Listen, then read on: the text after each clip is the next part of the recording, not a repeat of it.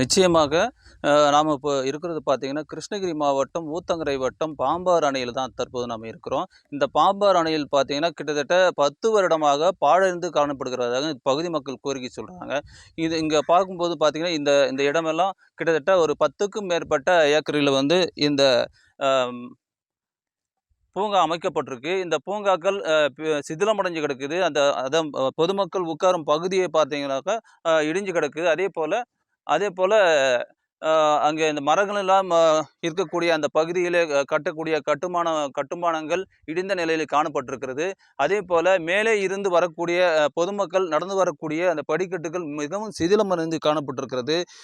இது குறித்து இந்த பகுதியில இருக்கக்கூடிய நம்ம ராமண்ணன் இருக்காரு. அவர்கிட்ட பேசுவோம். வாங்கண்ணா. என்ன சொல்லுங்க? என்னென்ன பிரச்சனை இருக்கு? ஹலோ சார், வணக்கம் சார். ச இந்த பாம்பரணையில வந்து ஃபர்ஸ்ட்டு வந்து அதிகமான கூட்டம் வரும். எல்லாமே நல்லாயிருக்கும், செய்யும். எல்லாமே சீரமைப்பாங்க. இந்த விளையாட்டு பசங்க இருக்கிறது, அந்தாண்ட தண்ணி வர்றது, எல்லாமே நல்லா இருந்துச்சு.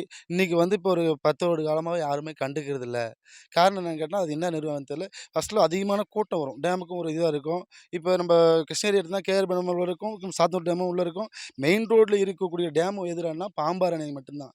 அந்த அணையில ஃபர்ஸ்ட்லாம் வந்து நல்லா அழகா இருக்கும். இப்ப வந்து யாருமே வரமாட்றாங்க. பாம்பு தொல்லைகள் அதிகம் எல்லாம் எதுவுமே கண்டுக்கிறதில்ல.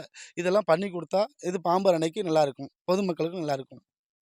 நிச்சயமாக ராமு அவர்கள் சொன்ன மாதிரி, இந்த பகுதியில வந்து பார்த்தீங்கன்னா, பல்வேறு வகையான பொழுதுபோக்கு அம்சங்கள் இருந்தது என்றும், தற்போது எதுவுமே இல்லை என்றும், இந்த பகுதியிலே விஷத்தன்மை கூடிய பாம்புகள் தான் தற்போது அதிகமாக இருக்கிறது. இதனால் பக்தர்கள் மற்றும் பொதுமக்கள் யாரும் வரவில்லை என்று இந்த பகுதி மக்கள் கோரிக்கை விடுக்கிறார்கள். இதை உடனடியாக பொதுப்பணித்துறை மற்றும் அரசும் உடனே இதை தயார் செய்து கொடுக்க வேண்டும் என்று இப்பகுதி மக்களின் கோரிக்கையாக இருக்கிறது.